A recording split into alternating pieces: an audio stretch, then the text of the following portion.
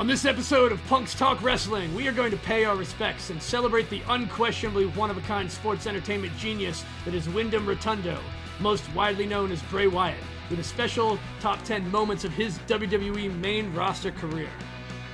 I am one half of your Punks Talk Wrestling tag team host, hailing quote-unquote from Philly, R.W. Hellborn. And once again, right next to me from 3,500 miles away in London, England, my tag team podcast partner, the proper prick, CJ Newman! What's up? Who was Uncle Howdy anyway? Fuck, man, we're never gonna know! Never. No! No, it sucks. And we can all kind of guess. I mean, we could guess it. We could certainly guess who was underneath the mask at the time, who was portraying him, but was it really? Was that the character? Yeah, exactly. Man, we're never gonna know. But one thing we do know is that, holy shit, Bray Wyatt did an amazing amount of things in a 10-year span of his main roster career. That's right. And we're gonna take a look at what our favorites are from that. Yeah. All of these things we've all seen too. Yeah, which is exactly. another. Well, this is like we're in a rare. Well, not rare, because the older we get, the more common it is. But we're getting to a point now where we're seeing people's entire careers. Yeah. Do you know what I mean? You and I together too. You know? So I mean, unfortunately, this one was cut way too short. But yeah, we watched his entire career. Yeah, absolutely, exactly, from start to finish. And I mean, it doesn't matter however long it could have gone. We would have obviously been there for the entirety of it. But yeah, that is exactly. That's a really bizarre. Yeah, let's get into that. It's a good. Yeah, that's a good I think I think we'll come back to that at some point. Yeah, we're kind of already into it. Yeah. So, yeah, it's, and I don't know. Let me just. How about I would just want to start by this, because you and I have. This is now like the fourth time we've actually tried to record this episode, and there's been multiple things that emotional things on my part, things on other parts that are just like, it was hard to even go through this list and go back and even watch some of these things. It's been a very difficult week for me, watching the other wrestlers still perform on SmackDown and on Raw, and see everyone break down, and the things online. Like, I do want to just take a moment for my own, like, just as a friend, like, you and I didn't really get to even talk about how impactful this has been and how devastating this really has been. Like, there hasn't been a day that I have not been in tears since last Friday, one way or another. Like, I found out, I don't know when you found out about it. I found out when you told me. Oh shit! And you told me. You found out very quickly, because I don't know. I mean, Triple H's tweet went out, and you text me, and I looked straight away, because all I thought straight away was like, this can't be Ralph's true. Because that's all I wanted. I was waiting to just find a story. And just like lambast you with like, you're an idiot. Why did you've been hoaxed? It came so fast, and I found out minutes before we were supposed to go on and play a show. Yeah. And so I didn't have any time at all to process anything before that. I had to just go and do my thing. Yeah. But after that night, like, and from Thursday night of last week, like, until really yesterday.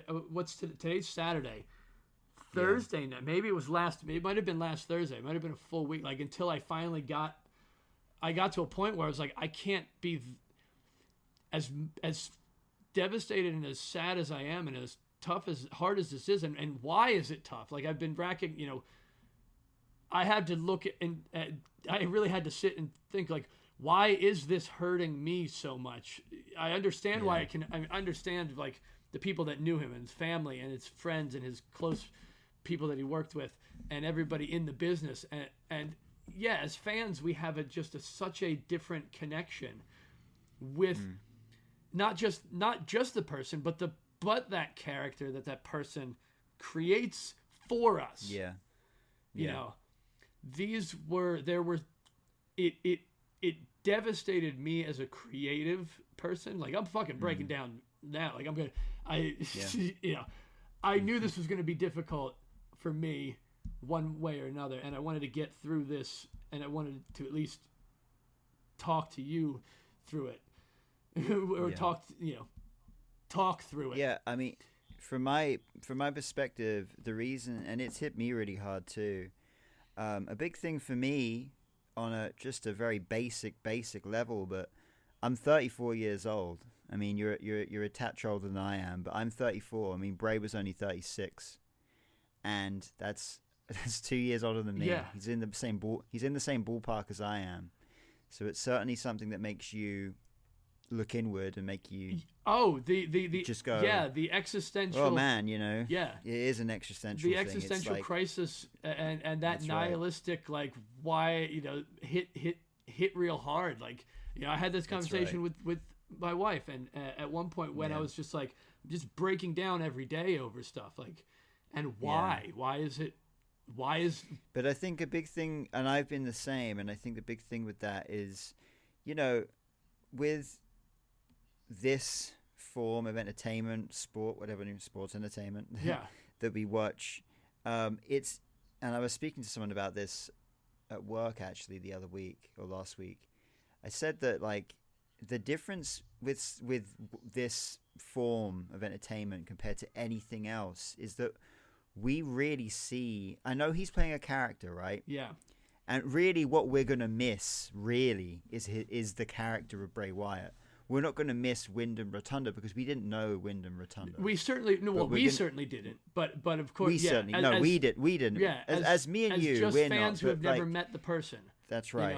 You know, but you know what the thing is that with wrestling, we spend so much time with this person, and it's like 1 to 2 times or 3 times a week at times. Yeah, and it's a lot of hours invested. Well, and how that how that person makes you feel, how that character makes you feel, yeah. the things that Windham Rotunda did through his characters that he created, both you know, which obviously you know, again, as someone who creates, we both know this, you know, as musicians, and writers, we create things for ourselves.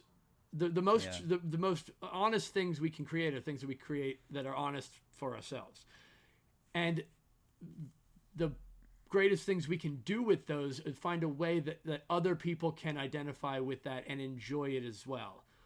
And you know, he kept you captivated, he kept you transfixed, and you can't get him out of your mind. And that's part of why it's so, he was always on everyone's mind, no matter what you were, even when you were watching, even when he was gone from injuries and other issues, when he was gone for a time, everybody wanted it back because he made you feel. He made you feel things, whether it was fear, whether it was whether it was this weird, hilarious side of things. Like, he made you feel more than anyone else, and he connected with people in a way that was unmistakably unique, and therefore just the loss of it.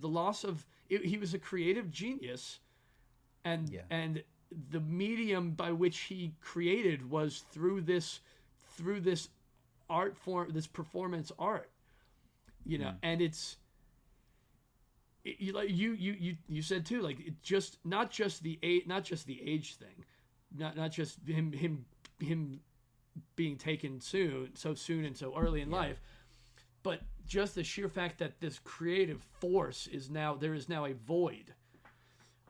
It is a big void, It is a big void. And I mean, the one thing, the one thing that, any of us can hope. I mean, we've felt this, we feel this loss in other industries too.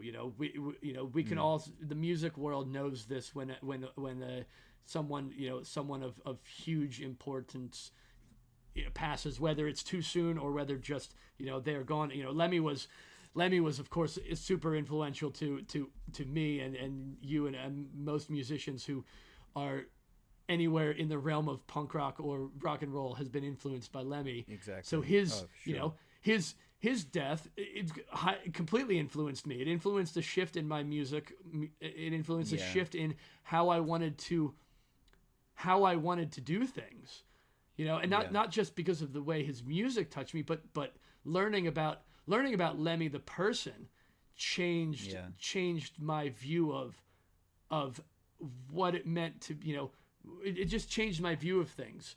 And that's a whole other topic of discussion. But that's the thing though. In the last week, I've certainly learned a lot about Windham Rotunda that I didn't know. Absolutely. And that's what's made a lot of this a lot more difficult, is because you knew a lot about Bray Wyatt and that character and the lore of that character and the ins and outs, but you didn't know about Windham Rotunda, and now we do, and it makes it hurt a lot. And especially for us, we've mentioned this before. We are people who don't read behind the scenes stuff. We don't read dirt sheets. I don't pay attention to professional wrestlers' personal lives. It's just not a thing that I am up on, because it's I don't necessarily follow them like celebrities.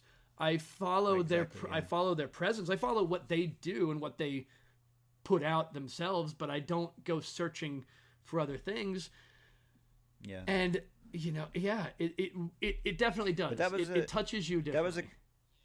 That was a great thing about him though, because he was similar to the Undertaker in the 80s and 90s. He really kept the mystique about himself. Yeah. You never really saw him out of character. Anything he ever posted on his social media was always in character. Yes. And so that's what was. You never saw the personal side of him. And like, he invested everything of himself too. Yeah. And there are people that do multiple things. They do this and they do that also. And there are people that do this and they do that also. Because there are people that love to do multiple things, and they can. And that is great for people that can do that. I don't think he did anything but spend his entire life, like, it just by virtue of what he accomplished in that time frame. And we're going to be talking about obviously his entire career is more than just his main roster WWE career, which was 10 years, which from his debut until just last week was just over 10 years. Yeah.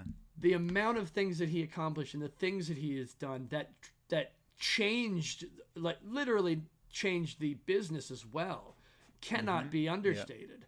Yeah. And here's a fact.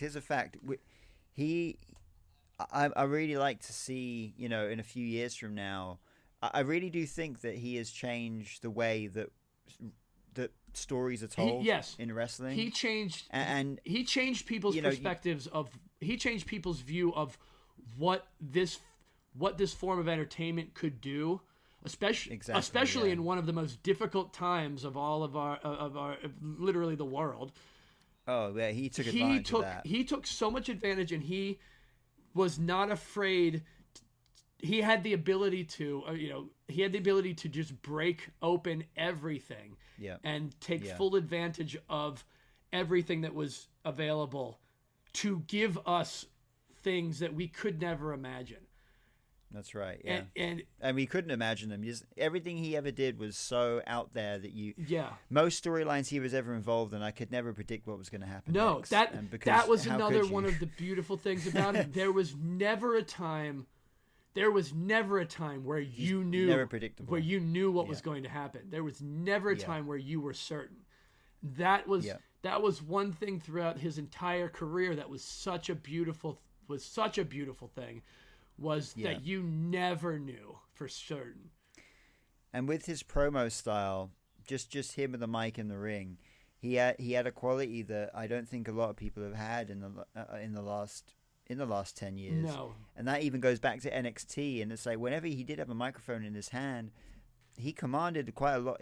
He got respect. I was going to say commanded, but he got a lot of respect from the crowd very quickly. Absolutely. He never got the what chant treatment. The crowd would just be silent because everyone knew how he told the story, and they knew that they had to listen to every single word. Yeah. Because you wanted to be rewarded with what he was telling you, because you knew that something he would say would have something significant even a year from now. So you really had to take notice. He did something. This is one of the things I look back at some of the things he did, especially with the White Rabbit stuff and the QR codes. Yeah, and those things. That was very early internet, like 9 Inch Nails kind of stuff. Yeah. Like Trent Reznor did some wacky things with early internet, and that kind of just like, I'm gonna leave you. I'm leaving you breadcrumbs, and you will be paid back. You will be paid back with an additional level of entertainment intrigue. That's right. And none of it made much. There was never really much clarity of any of it. That's right. Yeah. It was just come along on this journey with me. That's been his thing from day one. If you come along with me, and I will take you on a ride that you won't believe. Yeah. And with that in mind, I'm gonna actually transition into what we are here today to do. Like we said, we are just paying a tribute to essentially the creation of Bray Wyatt, of the character and the story that he told throughout his main roster. 10 years from his debut. And we picked out what we thought were our 10 memorable moments to us. Yeah, that's right. And we're just gonna go through this in chronological order, and we're just going to talk about the event, what it led up to, if it was an event that led up to a match or a rivalry, and we're just going to gush and about this and tell people how we felt. We're just going to talk. We're going to do what our name says. We are just going to talk about wrestling. We're going to do what I think a lot of wrestling fans and their friends have done over the last week, and that is just share our best memories of Bray Wyatt. Yep. And and smile. I mean, before we get into the first one, in doing the research for doing this, like, obviously I had to watch a lot of clips, and there were times when I'd just watch him doing a promo and I'd start crying. Yeah. Yep. Oh. Or I'd watch him doing a promo and he'll say something in a very specific Bray Wyatt manner, and I just bring a big smile to my face, because I'm just like, that's so quintessentially him. It's definitely, as much as sad as it's all been, it's funny because, like, you don't tend to go back and watch someone's career like we have unless something tragic like this does happen. So it's nice to, it's been really good to be able to go back and watch his best moments. It's brought actually a lot of smiles to my face in the past week. To watch all of this stuff. Yeah, with as many tears that have fallen this week. I mean, the smiles and the memories, and the inspiration. Yeah. The like you said at the beginning of this, the realization when something like this happens that we really don't have time to just sit and fuck around. Like, you have to be living your life the way that you love to be living, and you need to find ways to express yourself in the best way that you can through whatever it is that you're doing. whatever medium it is, like find ways to bring yourself joy and give that to other people. And I mean, this is we had no idea that this was going to go this route when we started this a month ago, but this was the entire purpose of us doing this podcast, was because, you know, there was a podcast that we listened to that ended and people wanted more. And so we're like, you know what, we're going to do what we wanted to do, and we're going to do it ourselves. And maybe some people that are looking for something that they've lost will find something else to enjoy. So, we're here to talk. We're here to talk about wrestling, and we're here to talk about Bray Wyatt. So let's start with where it started for the majority of WWE viewers, the people that didn't know about NXT or didn't see him anywhere at all. July 8th, 2013. Yeah, that's right. Monday Night Raw. And this was the Monday. This was July. So this was this the Raw after a pay-per-view? Let's take a quick look because I didn't make my note of that. Let's have a look. That's SummerSlam. I'm going to look from SummerSlam 2013, but then go backwards from that. And we got Money in the Bank. So now, soon enough, July 14th, it was Money in the Bank. So maybe like a week after Money in the Bank. Oh, okay, this was after Money in the Bank. So, yeah, just after, like a week after. So in watching this, and this is one of the very first things I think I went to look for, only because it's probably something I haven't watched since it actually happened. But so I don't know if you caught what I caught with this, because obviously there's his actual debut, him making his entrance, which we'll get to in a second. But what they did throughout that episode of Raw is they had a first-person kind of shot, a camera, a guy going to like a neighbor's house, to two guys that are in the back of a car. And they're like, "Oh, you're looking for the old Wyatt house? Oh, that's down that way." Have you seen this? I don't recall those. Oh man, but I will send it to you later. You will absolutely love it. So it's just two guys, kind of like southern, kind of hick looking dudes, and they're like, just part of the teasers before their debut. They're like almost like vignettes, almost. Yeah. So that was one. The second one is the guy with a camera, almost like a first person shot. Gets out of his car. He's at the Wyatt compound, and he gets to the front door, and he kind of looks to the left, and Rowan is in like the backyard, way in the distance, and he's got a pickaxe. This is when he had the lamb mask on too. Yeah. Okay. He's like hammering at the floor. Yeah, I've seen that one. Right? Yeah, I don't remember. I don't specifically remember the one, but yeah, I do remember. They were the vignettes debuting like their old, the old backwoods cabin or whatever it was. Yeah. And then you see Harper kind of grabs him and is like, keep your eyes to the path kind of thing. And he tells him to follow him, and he walks through.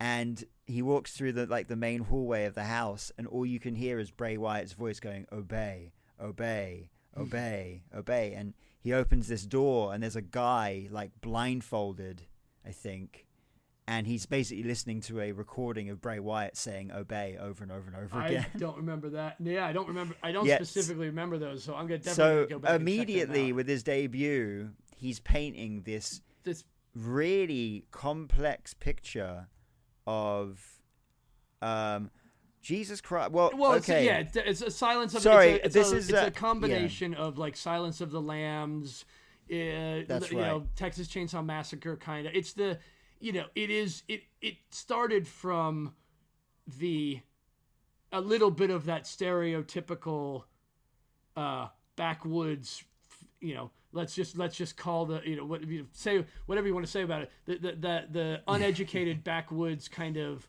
crazy, psychotic people. I think that was initially what it was going for, but as you get deeper into it, you realize, okay, this is more like a cult type thing going on. Well, that's why he changed. Like, he made it interesting enough and terrifying enough, and they took the time to make the vignettes, You know, they took the time in the production.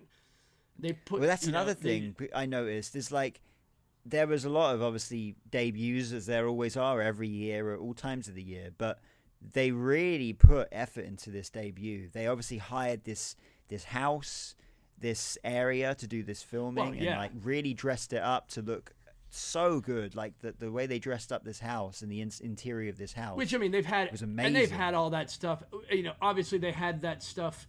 They had access to a lot of places in Florida at that time, and they'd been working on that gimmick, those characters in NXT for a while. Yeah. There, you know, for those, most people will know that before Bray Wyatt, he was just known as Husky Harris for a moment, and had some time on the main roster. This was, you know, he did have some time on the main roster in the Nexus, but that was you know, once again, he was there.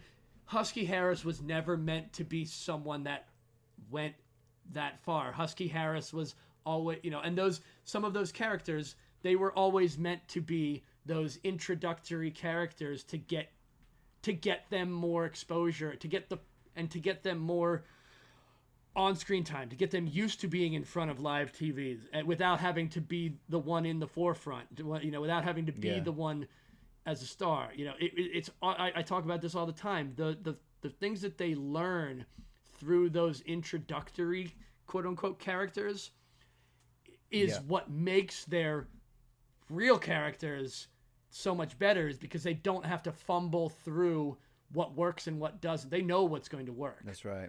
You know. Yeah. So the debut on Raw, which where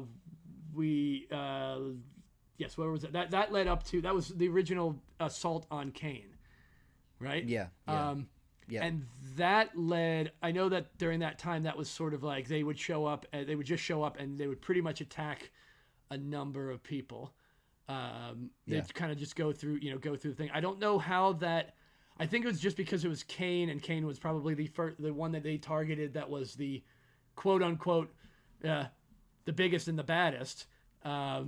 Yes, biggest and the baddest, but also probably at the time the only other member of the roster that had a slightly mystical character. You know what I mean? It was attacking that supernatural character, so they could kind of like take that mantle. Yeah, almost. they could do a few things. Yeah, they could do a few things that would make sense to them, like a Ring of Fire match at SummerSlam, which, you know, of course, there's not very many times when we've seen a Ring of Fire match, and it's pretty sure it's always included Kane. Well, there may, sure. You know, we can go back and we can do a Ring of Fire match. Deep dive and find out but pretty much Kane was involved. That was one of Kane's staple matches. So of course, let's put him with someone who has a lot of, who he can learn a lot from, as working with a big, you know, Bray. I don't necessarily consider Bray like the traditional WWE big man, but he was a bigger dude. You know, he's a stockier, rougher guy, and he can work with bigger dudes. He can handle himself with bigger dudes against bigger guys like Kane. He was great. He was honestly good at working with anyone of any size. Absolutely. He could just make it work. But again, what a phenomenal person as a teacher to be in a first feud with, to learn from. Exactly. You know, learn how to work with, you know, and what better way to show how menacing and how dangerous you are than to beat a big monster in his own type of match. Yeah, and they knew, you know, the crowd would have obviously had at the time massive respect for Kane. Absolutely. And everything so for Bray to make his debut against someone who's is a main eventer. Yeah, absolutely. I mean, Kane, multi-time heavyweight champion, multi-time many champion. You know, exactly. To have your first major, you know, your first major individual rivalry against a former heavyweight champion is bringing you in at the top. You know, right there, we're putting you in with former champions to start with. Yeah, that is how much obvious how much they had put behind him, and of course, why wouldn't they? With how good he created that character. what can you say about a Ring of Fire match? They're always awesome. They're always crazy. Something insane. It's one of those matches where what's going to happen? Who knows? Something crazy is going to happen, and it's going to involve fire. So So go back. So obviously, if you haven't, go back and watch that from August 18th, 2013. Bringing him in hot, bringing him in on top. Exactly. From there, that's so August. From there, there was a bunch of Wyatt family. It was Wyatt family running roughshod and asserting dominance onto basically where it's basically it was, from my remembrance of that, they didn't have I don't know that they had a formal rivalries other than just a few matches.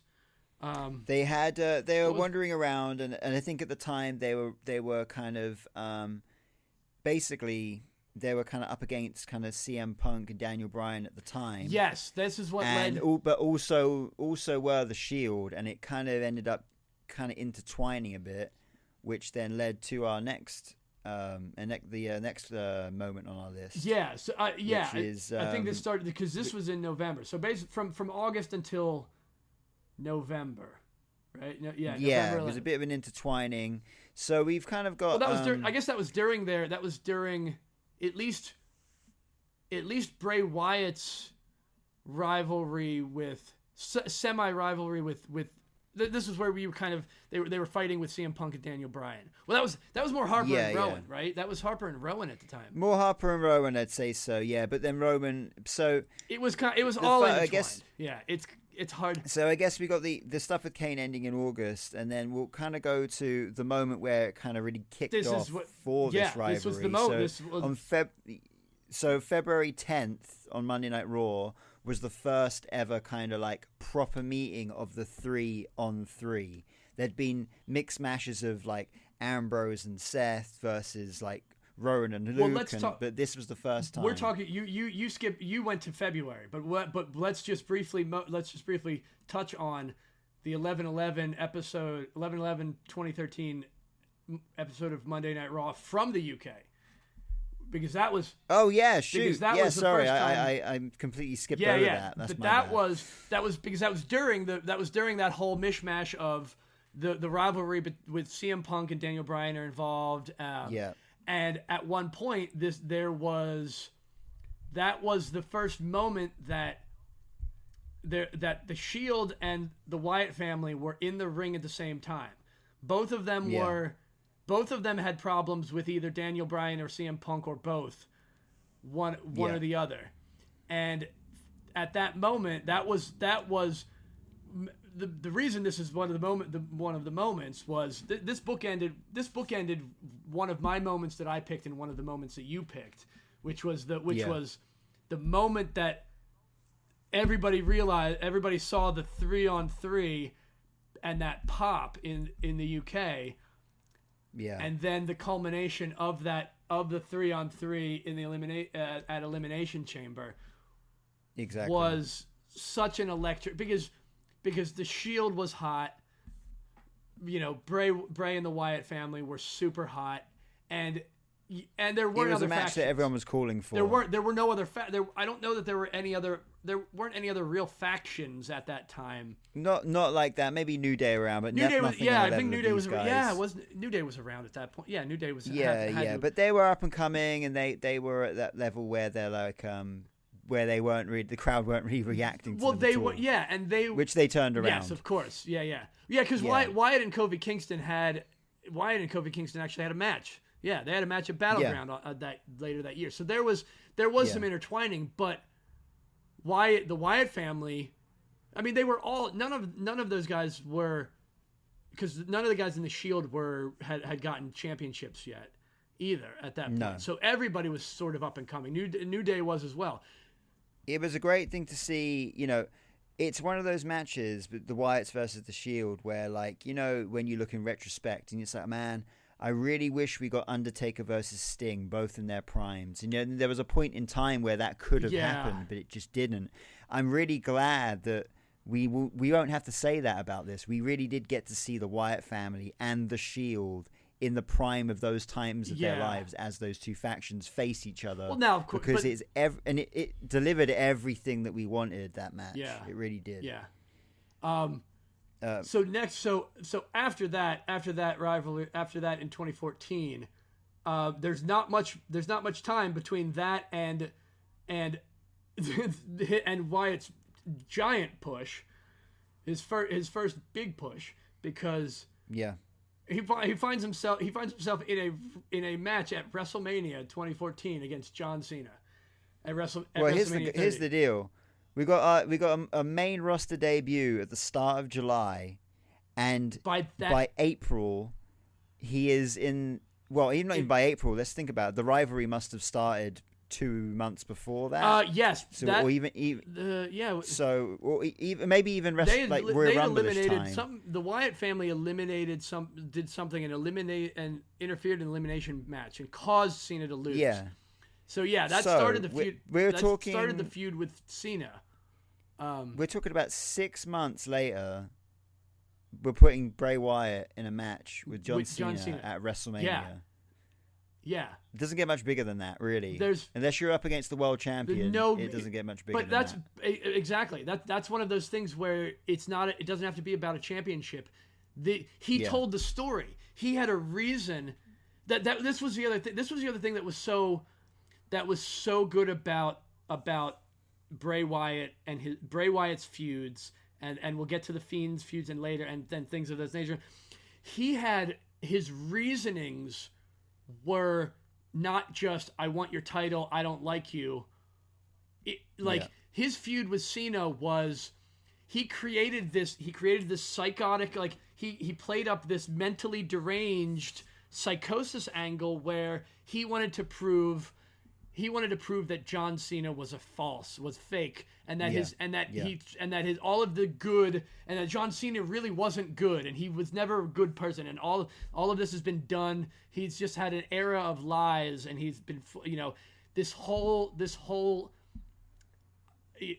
this deeper rooted thing, and he was tapping into, these conspiracy theory kind of this conspiracy mentality, or this whole just I don't believe what your reality, what you think is reality. Like, it was the first time that John Cena's kind of life was kind of exposed a little bit, in the sense that, the two things that come out of it was he would always say that John Cena had the whole world in his hands, and that's where people started to sing "He's got the whole world in his hands" about Bray Wyatt, because he was like, "I've got the whole world in my hands." It's an entirely, the other thing is, it's not only that, it's literally different worlds.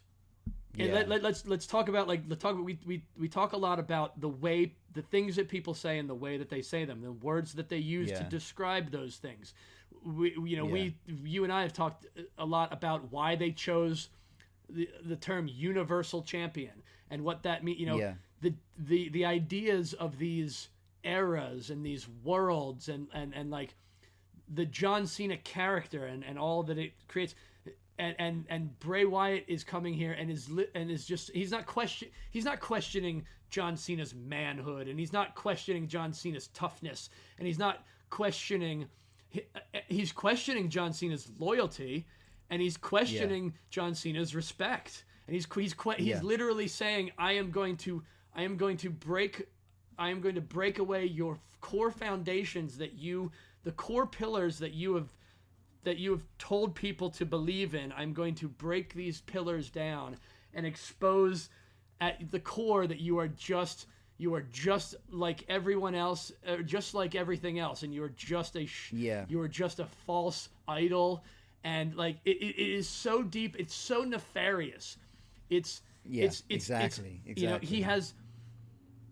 Let's dig into the other thing that we as punks who talk wrestling also love is D&D, and we don't, and this is not a D&D podcast, but I reference it anytime I can. The character development is very akin to a long-term character development of a D&D character, because and this is why and I found this out, there are a lot of professional wrestlers who are also D&D players, and it's not surprising at all, and it's why these people have such identifiable characters. It's why they can connect to people, is because they pull an idea, they pull something that is a universal bit that is within us all, they know Bray, they know John Cena has this polarizing. There's the kids and the women and kids love John Cena, and the dudes who just want him to, they like their other guys because the same thing they did with Roman Reigns.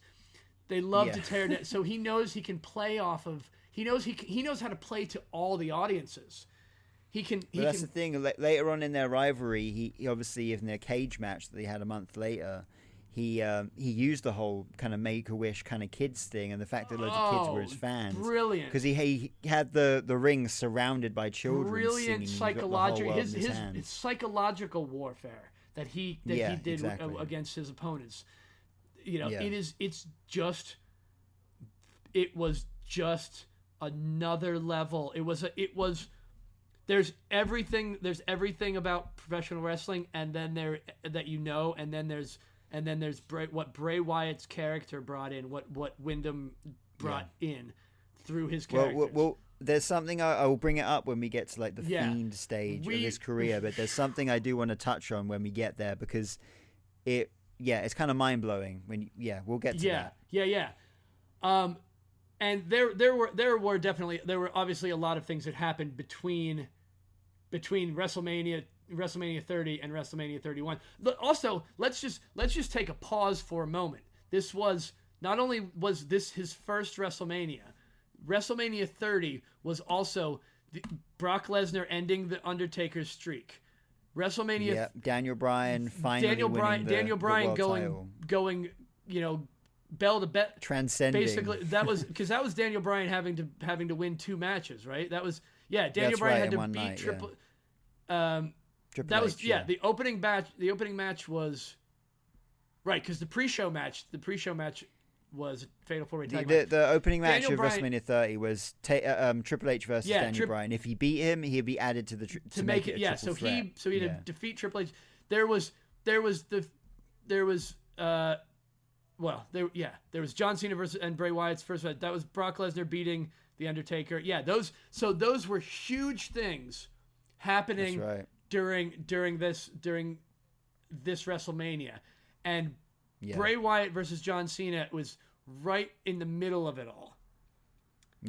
And not definitely it was probably overshadowed by maybe overshadowed a bit by Brock Lesnar beating the Undertaker and Daniel Bryan, the era of Daniel Bryan. But this was his huge moment, and it is definitively, it was certainly the third. It was an amazing match. Go back and watch it. Yeah. But to be a part of that WrestleMania as your first WrestleMania is iconic.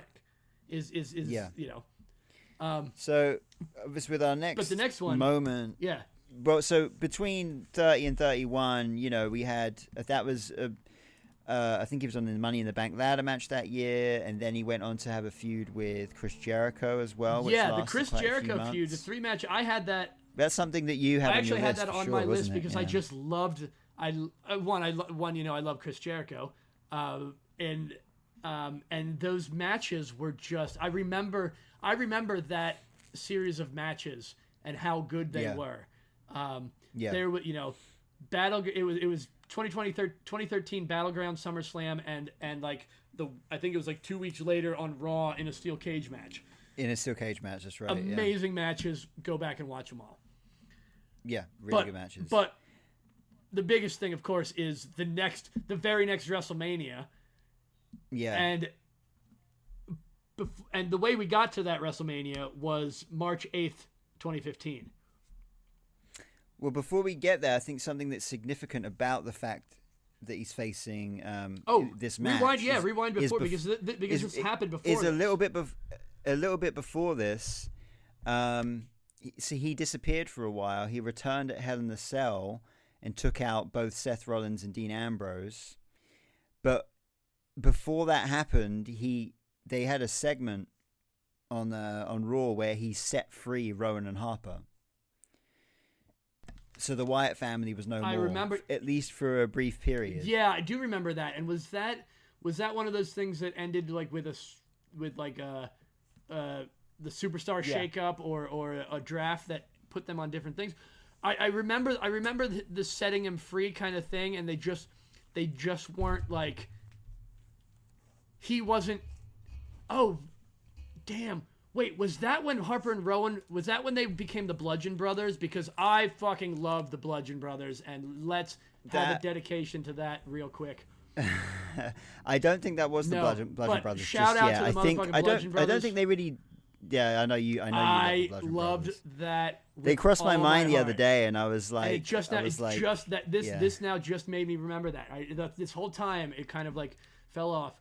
But they won the tag team titles together, and they had a great theme too, and a great entrance, and great ring gear. Yeah, they were great. Yeah, talk about D&D characters come to life. I mean, they were just you know.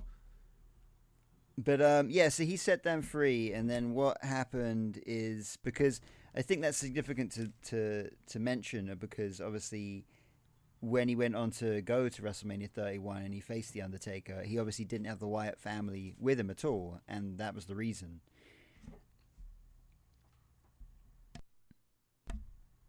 Whoa, can you hear me? Hello?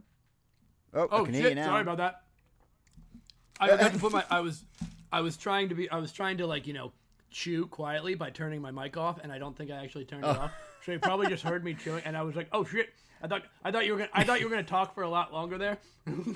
That's all right. I caught you off guard. Oh man. But yeah, so we had I think we go into this rivalry with The Undertaker, and obviously it culminates at their match at WrestleMania, which is a really big significant moment for him, because obviously a few years now into his career on the main roster, I think a lot of people were making those comparisons to The Undertaker. I mean, absolutely. They were saying he's like the modern day, at that kind of version of The Undertaker in a sense. And at this point, I'm pretty sure Kane was no longer an active wrestler. I think he might have been part of the Authority. Or he could have, there was something, he was the new supernatural guy. Corporate Kane. He was Corporate Kane. So it was also another one of those, what do you do with Undertaker, and what do you do with these two guys? Undertaker had lost, the streak was over, and there was a lot of contention about a lot of these things. I am 100% on the side of. Well, before we get now, actually, we haven't gotten to the actual match yet. So I don't want to get ahead of myself. The setup to how this match started was essentially Bray Wyatt being himself on his own, and he built this match completely by himself. Undertaker was not on a single episode of Raw. He wasn't on a single episode of SmackDown. He made no vignettes. He made no appearances whatsoever. Bray Wyatt built this match from top to bottom, did the whole thing on his own, and made everyone intrigued and wanting to see this match. So if that doesn't tell you something about Bray Wyatt, I don't know what will. And I don't know whose original pitch it was. I definitely would like to know more. So if anybody, by all means, anyone listening, more stuff about things that we're talking about, let us know, because I'd love to know how that pitch went. And just because they let him call. I mean, Bray Wyatt came out. There was one point he came out, and I think it was emerging. He came out from a casket to originally challenge The Undertaker, and I believe it was one of those things where he didn't accept. What's the date? You have the date. You have the date of the rocking chair incident. That's right. So it was March 8th, 2015 March 8th. on Raw. Okay. Yeah. So basically, that was in the after ring, because it said February 22nd was when he emerged from the casket and challenged The Undertaker. He didn't. Yeah. Undertaker didn't respond, I guess. Yeah. For exactly. And then, we got that lightning bolt that hit the rocking chair when he he essentially called out the Undertaker, I guess was the first notion. Was the first like, oh shit, you're calling, he's calling out the Undertaker. He's literally the way summoning, the promo started. He's summoning the Undertaker to battle. He came to the ring. He had an urn, and basically he was talking about the Undertaker, and there was a table set up in the ring, and the urn started to smoke. Yeah, and he put the urn on the table, and Bray was like getting ecstatic. He was like, and I love this because it was such a good dynamic. Because in the past, anyone that had any mystical stuff with the Undertaker happening to them, they would freak out. No, Bray Wyatt was just excited. This is. Once again, this is a mad mage in D&D trying to summon a demon to test his. It's the character of Bray Wyatt trying to goad the Undertaker in order to test himself against the Undertaker. This was his intention was literally telling the story of I want to put myself in a position to truly test myself against a great entity, and is doing all these mystical rituals essentially to try to summon him. And lo and behold, during the lights go out, and then when they come back on, the table and the urn are gone, and it's just a rocking chair, which is obviously a symbol of Bray Wyatt sitting in the middle of the ring. Lightning bolt hits. Well, before that, it comes up on the screen. It says WrestleMania 31. The man will come around. Yes, they come. Yeah, they did the Johnny Cash promos.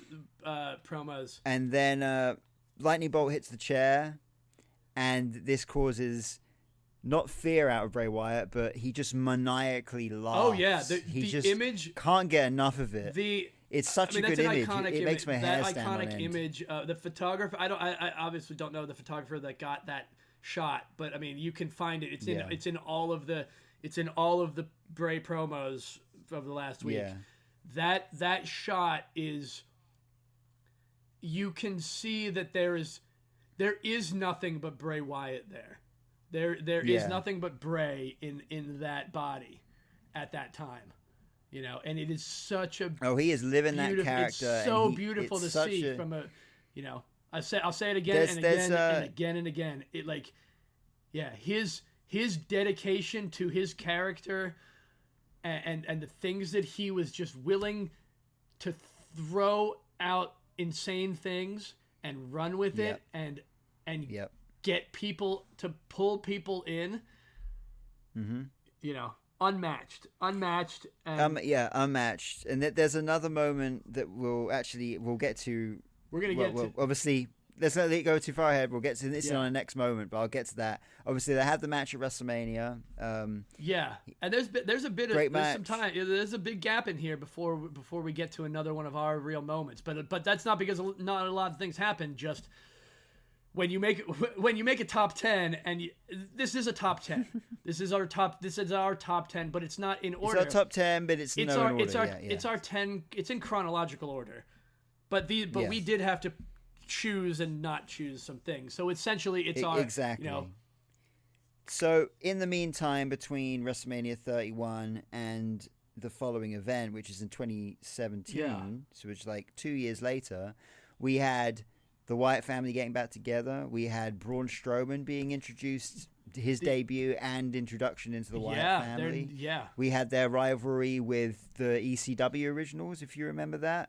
We had their rivalry with the Brothers of Destruction, because that happened as well. All of these we had their rivalry with the New Day happened and they had the match at the Wyatt compound, which was one of the first ever cinematic matches as well. So we had a lot happen in that space of 2 years. But the next significant thing that we've got on our list, would be the major significant is February 12th, 2017. Yeah, Elimination Chamber, him winning his first ever championship in the WWE, and that happens to be the WWE Championship itself. Yeah. So that's huge, and not only that, but in that match he pinned AJ Styles and John Cena in order to win it. Yeah, yeah. Without, but just as just to mention, they should be mentioned. Others in that match, Baron Corbin. Interesting. Yeah, The Miz and Dean Ambrose. I don't remember how I remember there was something that that Baron Corbin did was very new to the main roster at that time. Baron Corbin was super new. He was Lone Wolf. He was definitely Lone Wolf Baron Corbin at that point. Yeah. And I don't remember how he got himself in there. I think I may be wrong, but I think it might have been part of his angle. Like he beat someone up that was supposed to be in it and took their spot. Maybe. Essentially. Yeah, it could be. Could be. That was, but that'll be for another time when we go back to when we eventually go back and revisit that Elimination Chamber. Yeah. But so I mean, huge moment for Bray Wyatt. We obviously this is just kind of a standalone. There's no lead up to the. I'm sure there's a lead up to the match, obviously, but it's just a significant moment. I don't think it's something that should be brushed over. There's only very, very few people on this planet that have been and gone that can say that they've won that championship. Yeah, and Bray Wyatt is one. Yeah, of them. and who they've beaten to get it.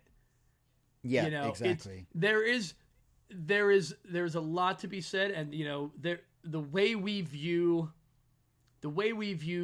championship titles and the way we view those that are holding them can shift depending on which title it is and who's holding it and what's going on at that time. Right.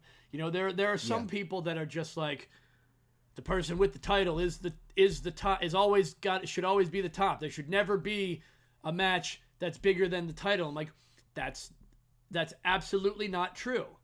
There are the fans should always get the best match. The best match should be the main event.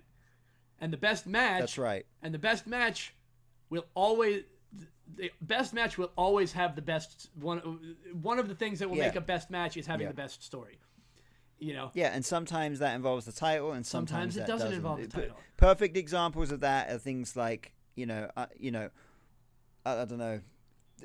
Well, these matches weren't main events, but for example, like Ric Flair versus Shawn Michaels, or Undertaker versus Shawn Michaels at WrestleMania, like those are massive matches that could obviously easily main event at a pay-per-view, but they weren't for titles. Yeah. They were just significant. They were really significant matches, So, but yeah, I mean, this is a significant moment. But one thing I do want to touch on, which isn't on our list, but this led into obviously Elimination 2017. Led into WrestleMania 34 34. It was a 34.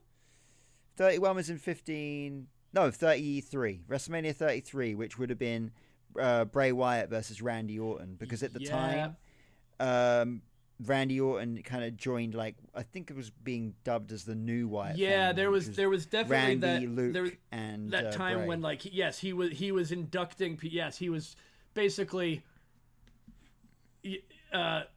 bringing people into the cult in one way or another. Yeah, the new Wyatt family. It's just one moment that I don't want to brush over, because I think, again, just like his work with the rocking chair moment with Undertaker, there was this, I'm sure you remember this. It's when Randy Orton was at the Wyatt compound burned it down and spread petrol and burned it down. Bray Wyatt. Wait, what did he dump? What did he dump on it? Petrol. Not gas, because you see gas is gas, like in America it's gas, my friend. In America, well, that's there's gas in that. There's gas in that gas tank. Gas is like a thing you can't see. It's like a John Cena type substance. Yeah, what's ridiculous? Once again, this is totally off topic of all these things, but I will say once again, it's just another one of those stupid things that America does. You're absolutely right. Gas is a like helium is gas. Oxygen is a gas. Gasoline is not a gas. It is a liquid. Petroleum. It's yeah. But Anyway, so when Randy Orton were totally in sync with that one. Yeah. But so when petrol, when he spreads the petrol or gas around the Bray Wyatt compound. The reaction and the acting from Bray Wyatt in that moment is just so good. If you told me that was a real reaction, I would have totally believed you, because he is just he loses it. He actually loses his mind. He was 100% into it. Yeah, he was. Yeah, he reacted, and he had to react to a previously taped thing, of course. Yeah, that was the other thing. Like, but that angle, the angle with him and Orton, again, one of those things. We don't know what's really going on. It didn't lead to. It led to a tag team championship for the Wyatts. It led to some cool Freebird rules matches, which we love. I love anytime any faction gets the tag titles and can do some Freebird rules, because it leads to something interesting and unexpected. For sure. And it led to one of memorable, might not be in the best, but the maggots in the maggot projections in the ring. Yeah. And you know us, we love a good hokey kind of we love that stuff. This was also, let's just briefly touch, this was also during a time where there have been several questionable graphics and animation choices. Most and the other one of note also involves Randy Orton, and that was the sperm rattlesnakes on the ramp. I can't even remember which one it was. It was terrible. Not only was it a sperm rattlesnake, but it didn't move in any kind of elegant way. It just kind of jarred itself down the ramp. It was literally someone skinned a rattlesnake CGI skin onto a sperm's animatic and put it in Randy Orton's. There's not a single person that didn't watch that didn't see what that was. Didn't think was it. Hilarious to me. Yeah. I'm sure there were people that were just I don't know, but it was hilarious how bad that was, and there were some bad things. I mean, WWE has done some really great stuff, and they've done some extremely terribly designed things. You know what? It's funny, actually. Anytime Bray and Randy got into a rivalry, it seems like they would just try anything. Yeah. Because when I don't think it's on our list, but obviously when they get to the rivalry with Bray and with the Fiend and Randy Orton, we had the whole Bernie. We had Bernie. Exactly. That's exactly right. Bray, because that's a person who Randy Orton knows to stay relevant. I've got to do things. I've got to be involved in things that I haven't done before too, and that no one's done before. Randy is also he's great at making moments, and and to have him working with Bray for that time, and again, this is all about these guys continuing to learn and feed off of each other, and that's why these guys have such memorable moments, and you see them always. It's always this guy and that guy and the other guy, or this circle of exactly. And again, these group of people that can always work together and can just everything is so smooth. Like I would say with the I know we're speeding ahead a little bit to the Fiend, but I will just because it's not on our list, because it's to do with Randy Orton. That rivalry between him and Randy when he was the Fiend, I know it got a lot of questionable kind of.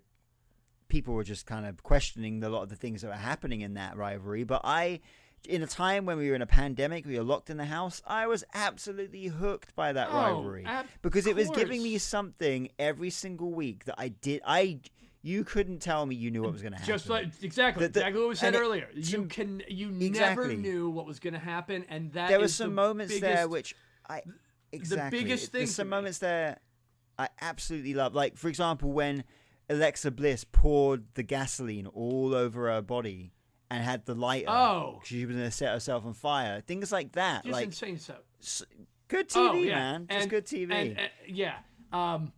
Well, speaking of the Fiend, we can get into. I guess we can get into it because here we are.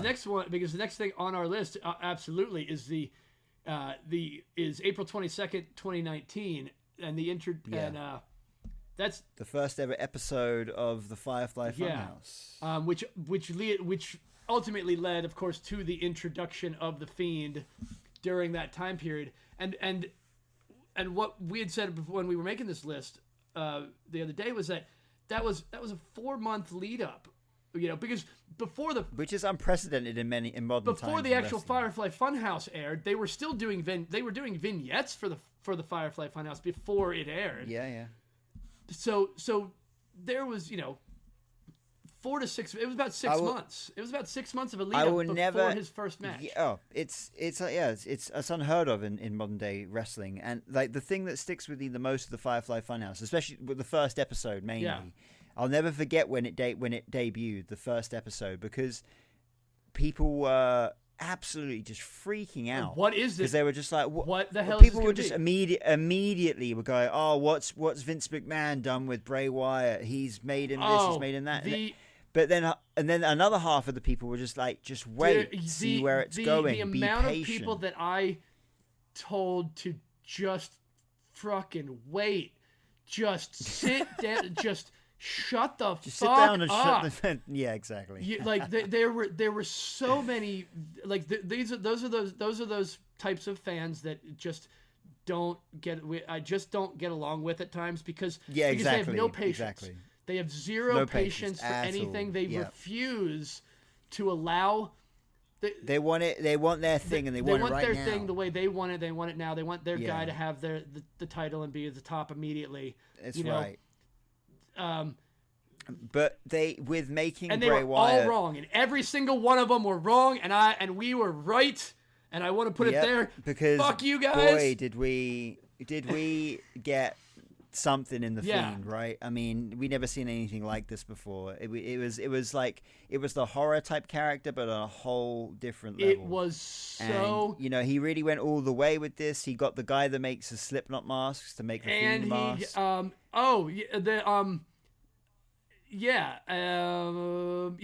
the woman who makes all the does a lot of the costume and designs for Gwar.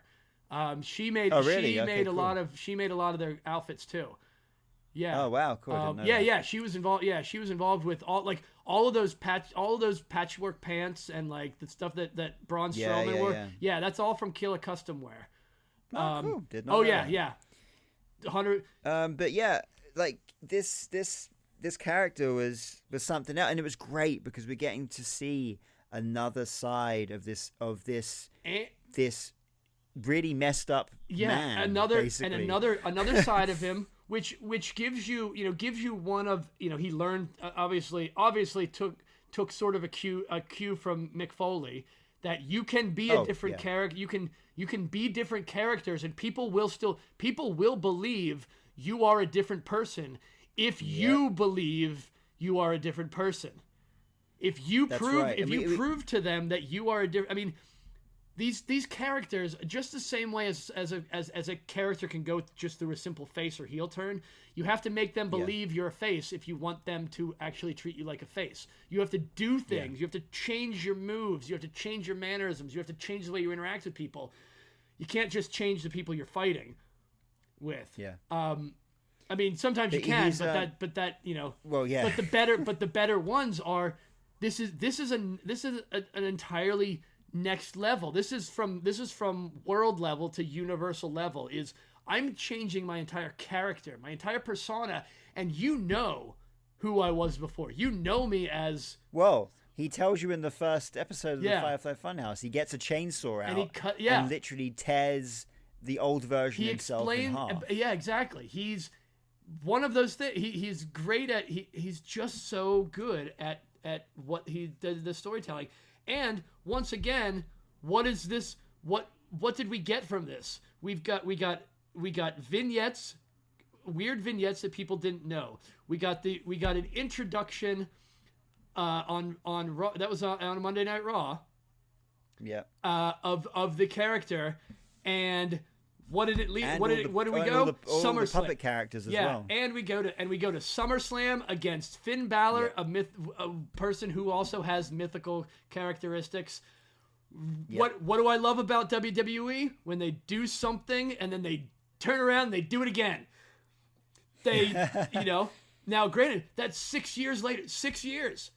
But they did the they took the exact same formula that they knew that they know that works. The build up, give him time away. Let people miss him, you know. Yep. And then reinvent and then bring it back at something completely different. Yeah. And change everybody's perspective, and then you have an entirely new thing to do. Entirely new stories to tell. It's almost having like a brand new character. Yeah, it's a brand new character. It's like a brand new member of the roster in a way, and you can tell all these new stories. And like that's the great thing about him, man. He constantly. We had the Wyatt family, and we had the as everyone calls it, the Eater of Worlds. That's what he used to call himself. That kind of period of time after the Wyatt family. Yeah. Where he was by himself. Then we had this Firefly Funhouse character. We also had like the Muscle Man dance character as well. Oh, the muscle. Yeah, we'll touch on that in a minute. But interestingly enough, this was let's see, was this SummerSlam? Yeah. So Finn Balor won that match because that was no. No, he definitely. The Fiend definitely won that match. Yeah. Finn Balor beat Bray Wyatt as the Demon. Really? Yes, Finn Balor. When did this match happen? Finn Balor Bray. This was the Fiend versus Finn Balor. This was Fiend versus Balor, and the Fiend won, right? No. There was. It was the Fiend versus Balor, but not the Demon. Yes. Sorry, I went to the wrong SummerSlam, and that got me really confused there for a moment. But I think it was meant to be the Fiend versus Finn Balor. It was meant to be like old Bray Wyatt versus the Demon Finn Balor at a SummerSlam. But it was a time when, if you remember, if I'm trying to think now, it was a time when a bunch of guys in the roster got sick. Do you remember this? Before COVID. Yeah, there was something. Yeah, there was an outbreak. The Demon versus what? There was an outbreak of like a stomach bug. Yeah, there was some and I weird. think either Bray or Finn got that stomach bug, so that match just never happened. Oh yeah. That was afterwards. The Fiend versus the Demon would have never happened because of But this was. I believe, but if correct me if I'm wrong. Anybody else can correct me if I'm wrong. We don't have to go through. We'll just move on. But if I'm correct, the Demon Finn Balor beat Bray Wyatt.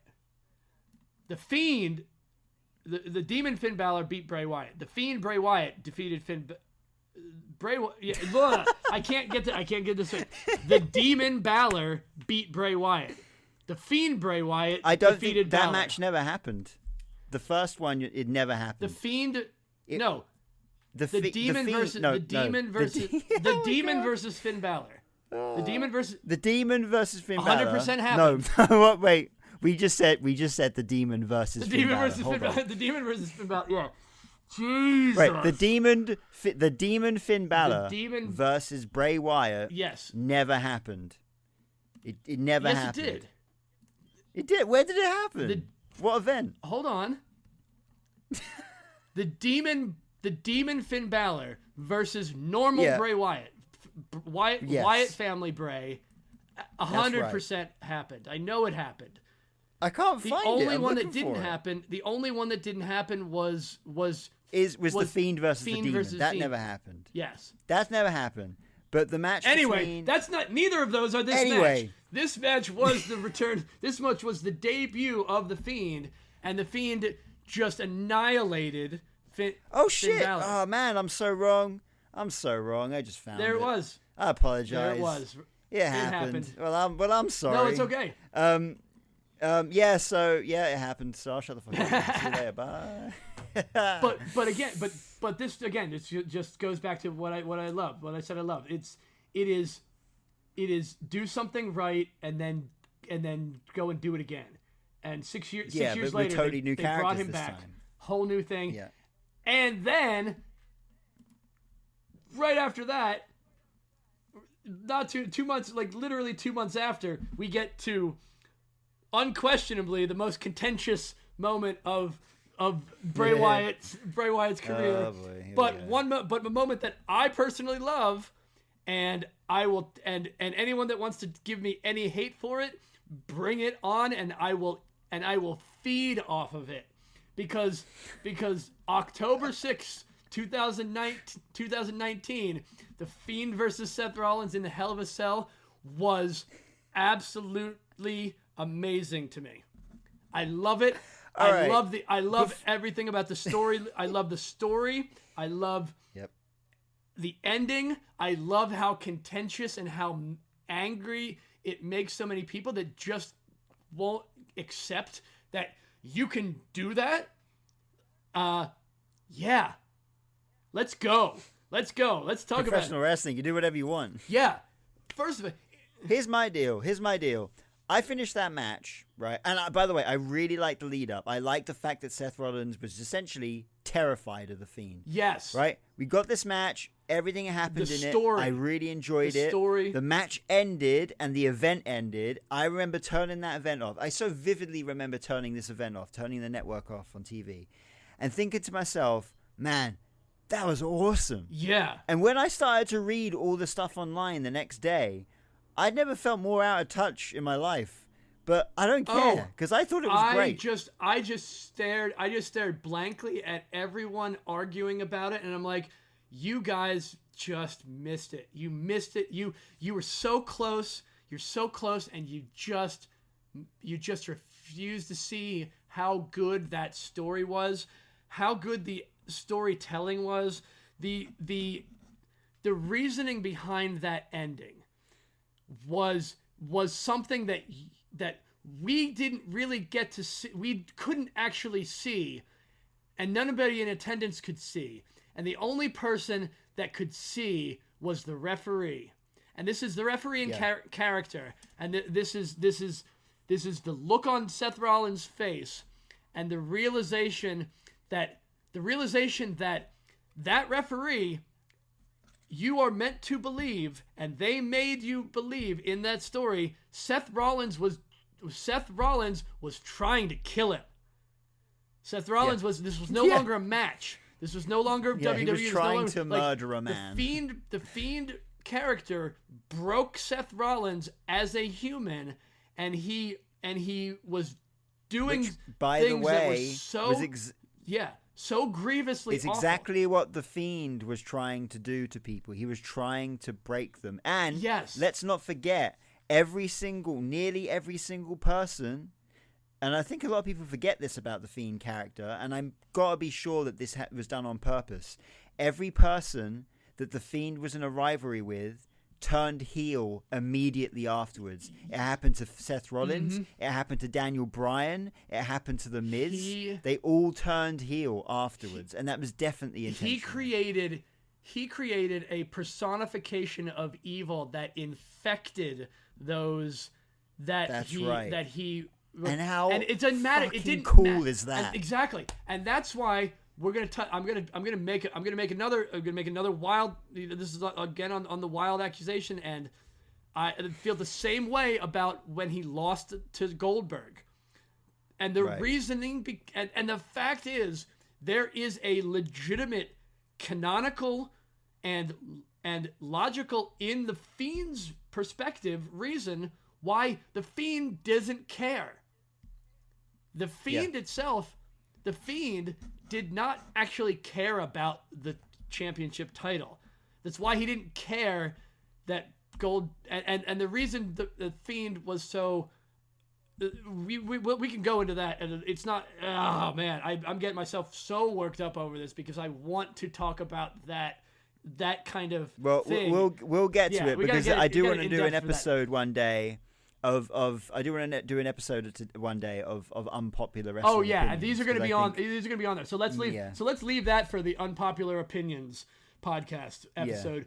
Yeah. And let's continue and move on because we are we're. This is the last moment of our Fiend era of Bray Wyatt, but we're returning back to John Cena feud, and we were at WrestleMania 36, April 5th, 2020, during the pandemic. This is the height. This is mere weeks after the pandemic locked the world down.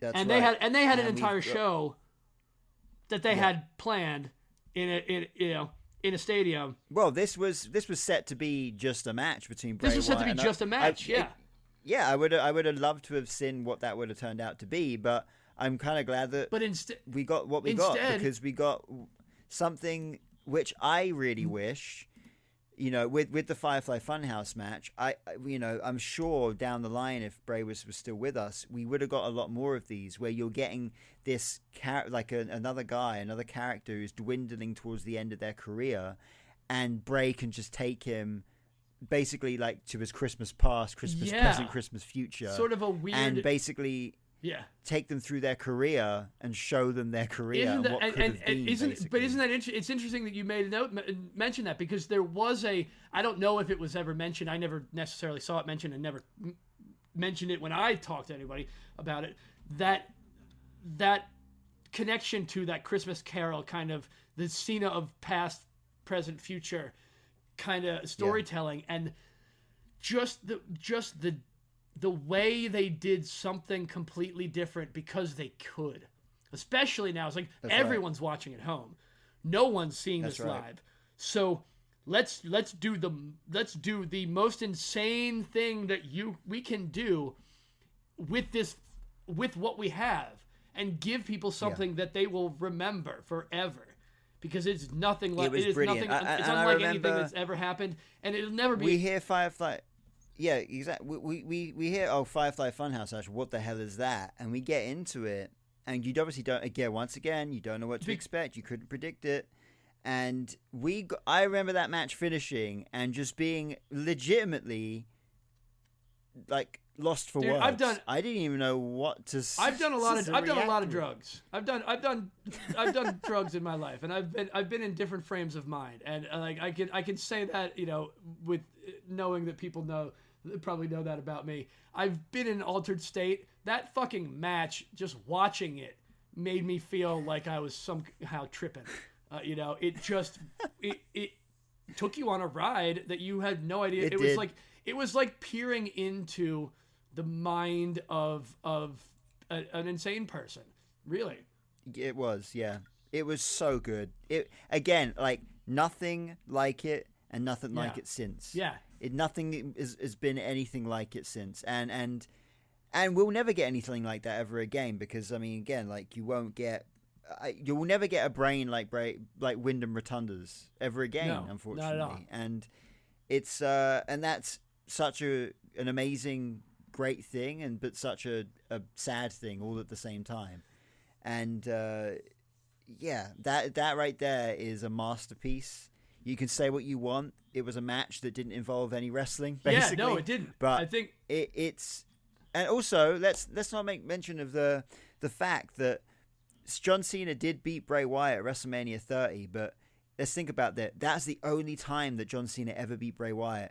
Bray Wyatt pinned him at the Elimination Chamber for the WWE title. Bray Wyatt beat him in a cage match, and Bray Wyatt beat him here. Yep. So he's got Cena beat 3-1 in his history. So that's amazing too. And because I couldn't remember the timeline just for the sake of it. It was February of 2020, right before the pandemic. That was the Goldberg feud. It was Goldberg calling out the Fiend for the title. At like one of those super showdowns in Saudi Arabia. That's right, yeah. And interestingly enough, it was I almost felt like there was a subtle jab when I remember distinctly the Fiend however the Fiend character was communicating, or there was something that was said where along the lines, like he made it sound like it wasn't important, like that loss to Goldberg wasn't important, because I don't have a problem with Goldberg. Like Bray Wyatt, the Fiend didn't have a issue with Goldberg. The Fiend wasn't actually. The Fiend didn't care about Gold, and in a way, it was a really interesting way of a little bit of a fourth wall breaking of the character, being like, hey guys, this isn't important. That's not important. Yeah. Let the old man have one more run. Let the old man have like a couple more cheers. It was almost in a weird way like Windham, the person, giving back to Goldberg in a sense, like, and yeah, I know some of it was, there are people that can say what they want to say about the Saudi Arabia shows and who was paying for whom to do what, and whatever you want to say about it, you can, because that's the beauty of professional wrestling. You can have your opinions. My opinion was, I loved it. I loved how they played it. I loved how they took the title off of him because the Fiend didn't need a title. I said the whole time, doesn't need a title. When he first took the title, he took that title to hurt the person, and let's not forget, he made the title into his face, like a stretched version of his face. Yeah, in a way, he distorted it just like he distorts everybody that he fights against, as a way of almost like making sure you're looking at what you're really supposed to be looking at, you know? Yeah. Man, who was it that he beat for that time? Was it Bray? Was that he beat Daniel Bryan? That's a very good question, you know. Who did he beat for that title? Oh, for Rollins. Oh, it was Rollins. It was Rollins at Crown Jewel. Oh, you're That's right. right. Yeah, you're right. We didn't talk about that. The Fiend both won and lost the Universal title at a Saudi event. Exactly. Good for them. And great, because they got to see some great matches, and the fans in attendance, and the fans of professional wrestling at those events deserved great matches, and I'll stand by that. Yeah. Doesn't matter where in the world the professional wrestling's happening. If there's fans of professional wrestling, they deserve to see it. If they're not fans of professional wrestling, then I don't care. Then I don't have to care what they think about it. But then I don't care if they enjoyed it or not. Exactly. Whew. Yeah. So after that Funhouse, we don't really see. I don't think we see Bray. We don't see him. He kind of fades. The pandemic fades up. Well, he does fade off for quite a while because he had then he gets. He gets released during that massive string of releases during the pandemic.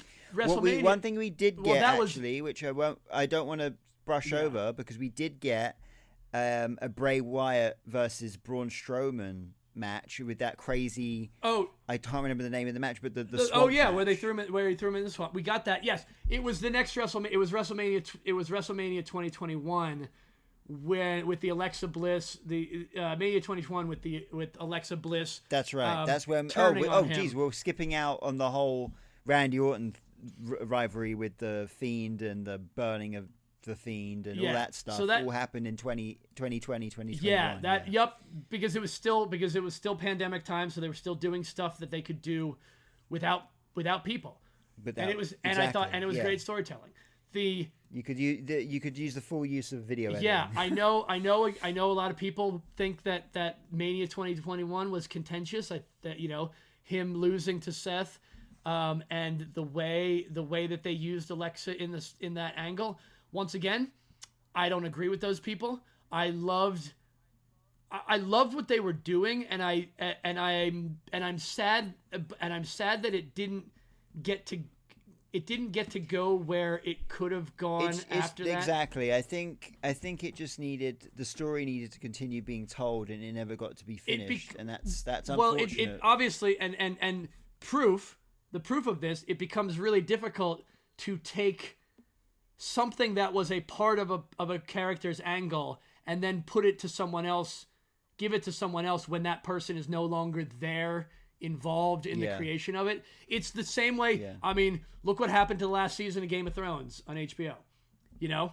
Right. Yeah. It's they absolutely did. I'm rarely critical, but it's criticism not because I'm mad and they shouldn't have done it. It's criticism in the fact that they should have known better. They should have known that they couldn't do that without him. And if they were going to let him go, they should have written it off in a different way.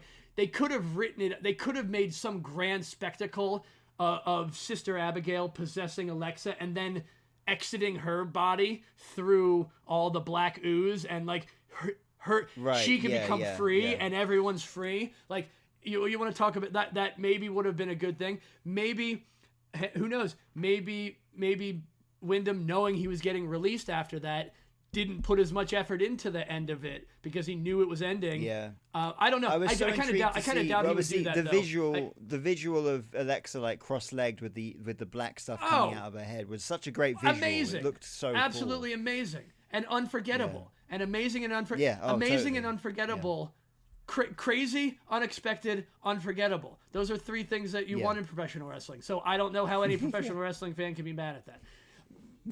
Moving on. But after that, he gets released. He gets released. He gets rehired by Triple H once Triple H is taken over creative. Now, there's also contention about, we can talk about why he was really, there are a lot of reasons why people got released. And that's neither here nor there. And we won't even get into because that's not what that's a negative that we're not talking about because we are celebrating things. So, rehired, he gets brought back, and let's not brush over, obviously, the incredible White Rabbit stuff. I cannot stress to you how much I fucking love this. Once again, I thought it was the best, one of the best returns. I mean, we got to a point where we all were kind of like, okay, this is Bray Wyatt. We know this is Bray Wyatt, and we want it to be, right now. But I was still, when he made his return at the end of Extreme Rules at the end of 2022 last year, and he pulled that mask off. The Howie mask. The crowd reaction that got was absolutely insane. Oh yeah, I haven't heard things like that in years. And I at home undeniable. I lost my shit too. I've got chills again just as we're talking about it. I got chills literally twice. It went down and you said it again and it went back up again. It was because it was so good. It was so this good. is, I mean, it was so damn good. I mean, just like when we talk, I mean, the absolute sorrow and sadness that we're feeling over the fact that we know he's gone forever now. Like, people were feeling that genuine sadness of missing him and his character and missing what he was created in that world is what brought him in. That promo, not just his return at the end of the pay-per-view was beautiful because he didn't have to say anything for that. Yeah. His return when they let him come to the ring essentially as Windham Rotunda. I don't know if it was intentionally to be like that or if it was, but I think it was. He didn't, I think he didn't call himself by his birth name, by his birth legal name. He just said, I'm coming to the ring today as me, as myself. Yeah. Yeah. And that was the first time he made me cry. Yeah. That was honestly one of my favorite, but even before he passed away, one of my favorite promos in years. It was just because it was from the heart and there was nothing about it that felt rehearsed. It just felt so on point, and it just felt like he really was thanking the crowd, the fans for a lot, Yeah, and it hit me like I'm literally I'm tearing up again on this, but it hit me so hard hearing him speak from the heart about how much he missed doing what he did and how much it hurt him to be gone. How much he wanted to, the desire for him to run and hide and not come back was something I am very familiar with. When the difficulties that I've had in doing what I've done, when the band that I was in falls apart, when the multiple amounts of times the bands that I were in fell apart, the times that this band now has almost fallen apart, and it has to be put down, because of because you have to fire a band member, and now you have to cancel a tour. I've seen it all happen. Yeah, you know what that's like too. And the question of why am I doing this? Why do I want to go back to doing something that's ultimately that time and time again continues to cause me pain? Yeah. At some point, because no matter the longer you do it, you're going to eventually lose people in doing it. Yeah. And I've lost friends there's band members who I don't former band members who I can't talk to anymore. There's former band members who I won't talk to anymore. There's been there. Former band members who I would love to talk to, but don't want to talk to me. There's and all sorts of things in between. And it hurts. It hurts a lot. And hearing him come back and hearing him say that it was unavoidable. Like because essentially he couldn't go anywhere. He couldn't go anywhere without people recognizing him and coming up to him and be like, "When are you coming back? When are you coming back? We miss you so much." And this was the carry on. Yeah, no, it's okay. No, it's like that. His response to that, and his realization of the thing that I'm doing, the thing that I love to do so much, that yes, it hurts me from time to time, and yes, it's difficult, and it doesn't get easy. It only gets harder. It's being in a band only gets harder the older you get. Just like being a professional wrestler. It never gets any easier. It only gets worse. And to know how much difficulty he's had with his own mental and emotional things. Losing other, losing people in his life as well. Before that, at that time, it really truly gave me more power and gave me motivation to no, I am still able to do this myself. I can still do this too.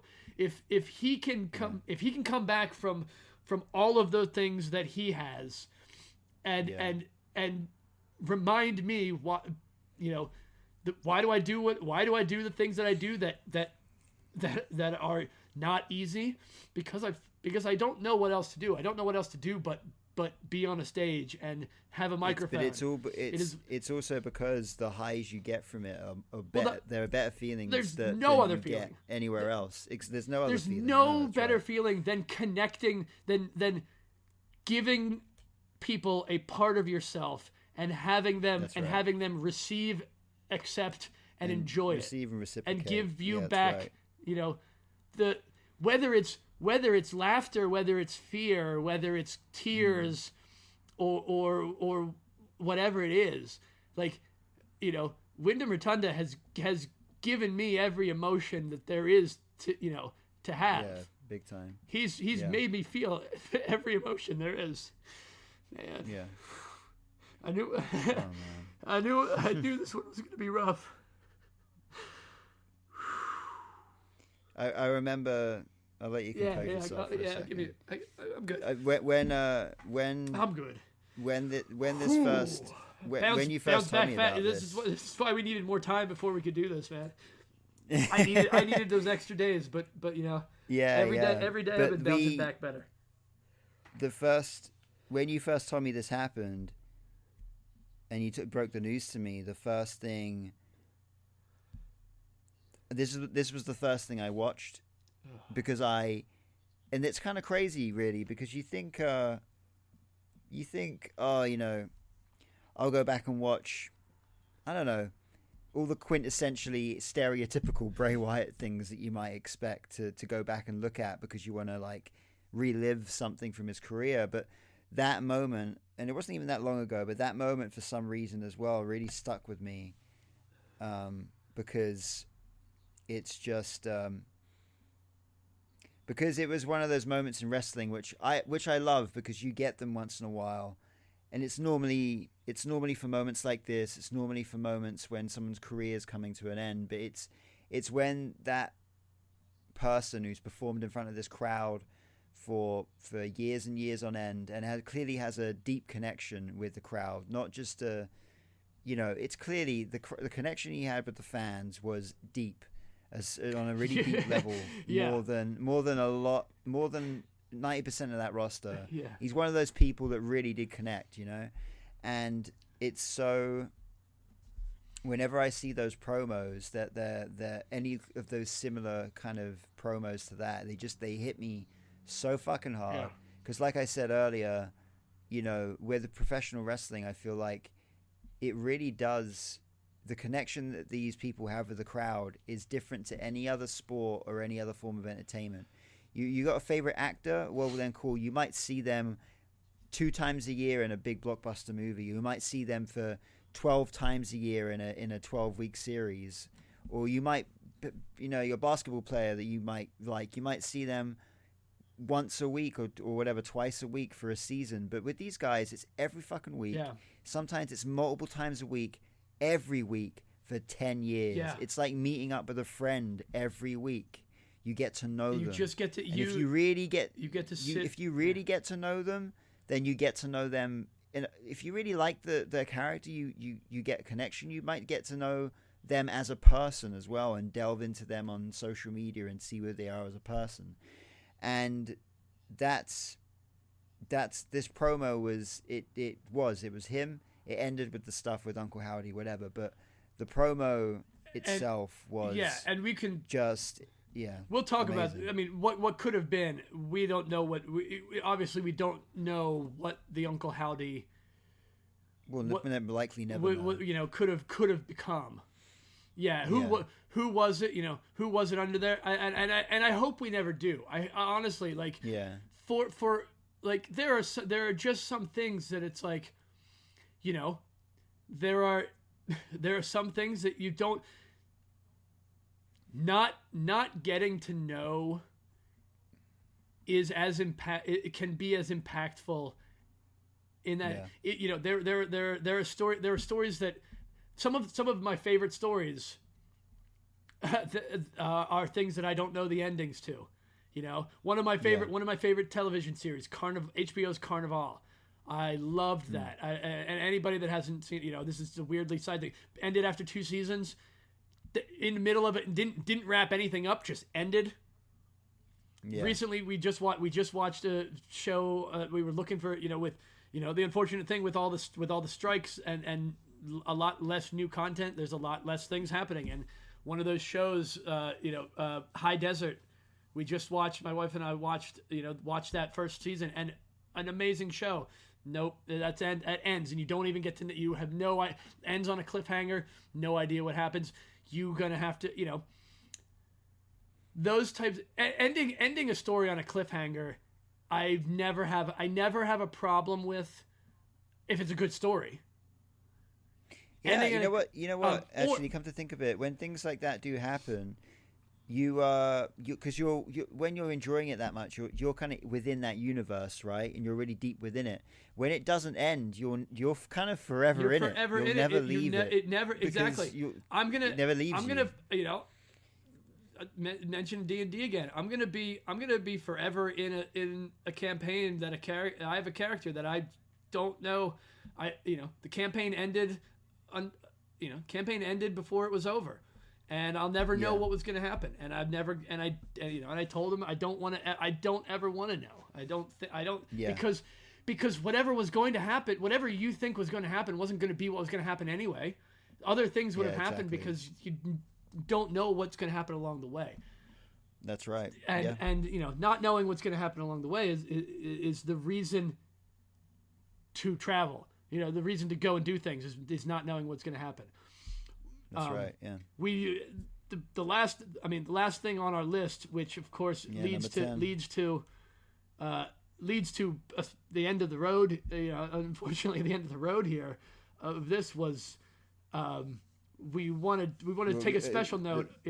the Raw 30th anniversary, the anniversary Raw 30 anniversary of January 23rd, 2023.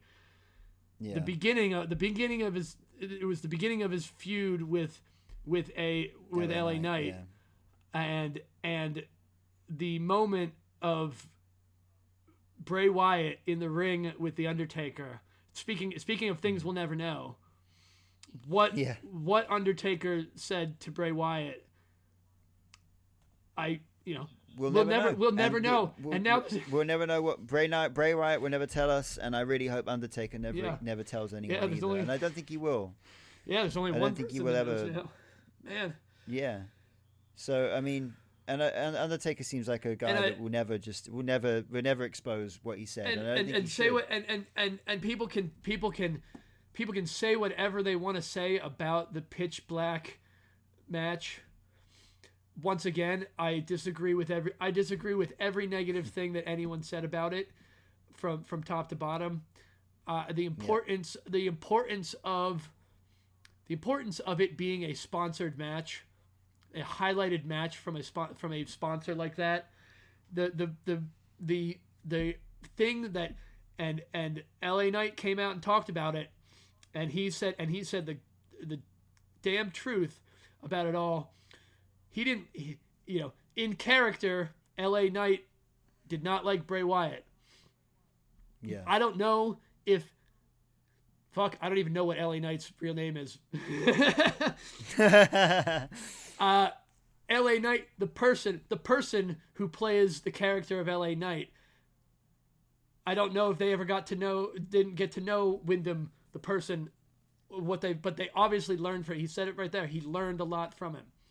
And if anyone gets anything out of any of this, it's anytime you want to look at one of these things negatively, the Pitch Black match, the Hell in the Cell match, any of these things that you just don't understand why they would do it some way, or you just don't focus on, try not to focus on the things that you think are negative, and look at the things that are good. The neon, the Pitch Black match.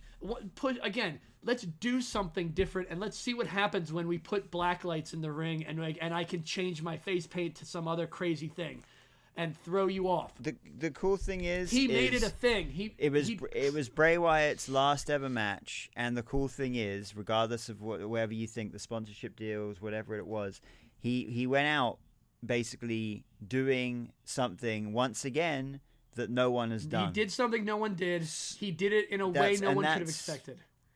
Exactly, and that's Bray Wyatt all over. Imagery, that's a perfect last match for him to have. It is absolutely unforgettable, and anything that again, a positive take from that is look at where LA Knight is right now. Yeah, well, yeah. Look at where he is at. Anyone and again, and I'll say the same because the same people that criticize some of those things about Bray Wyatt criticize the same things about LA Knight. They criticized his Rene Dupree character, and again, I'll put Rene Dupree or not Rene Dupree or whatever Dupree. Max Dupree. Max Dupree. Yeah. My apologies to Canadian, the Canadian Rene Dupree. French Canadian Rene Dupree. Yeah, Max Dupree.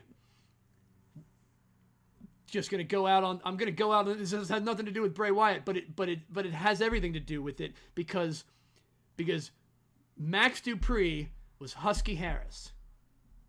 Yeah.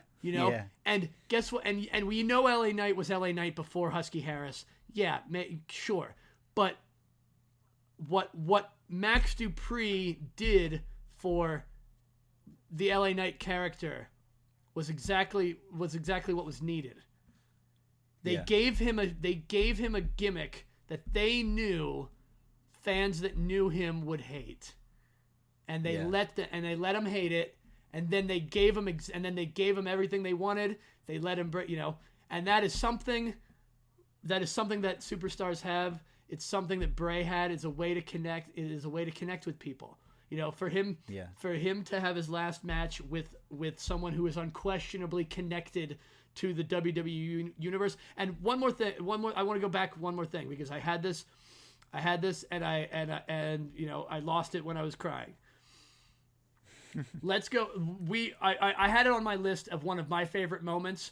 The Funhouse Bray when the Bray versus Bray Wyatt versus The Miz as Funhouse Bray. Right. Funhouse with Bray, the blue Universal title. Again, one of my favorites. Only time that ever happened. Absolutely loved it. But a thing that I wanted to make a note of, and because I've talked about this too, about that Universal title and the way people talk and the things that they say and the way that they say it. When Bray had the Universal, when he first won the Universal title and he was in the Funhouse and he was talking about it, he picked it out of the box and he described it as his favorite toy. This one's my favorite. And we talk about, you know, Paul Heyman did this with Roman Reigns in the Universal title. We've talked about this, about the Universal title and what it means to make that give that title the lineage that it requires to make that Universal title as meaningful as the world, the WWF title, the heavyweight championship title.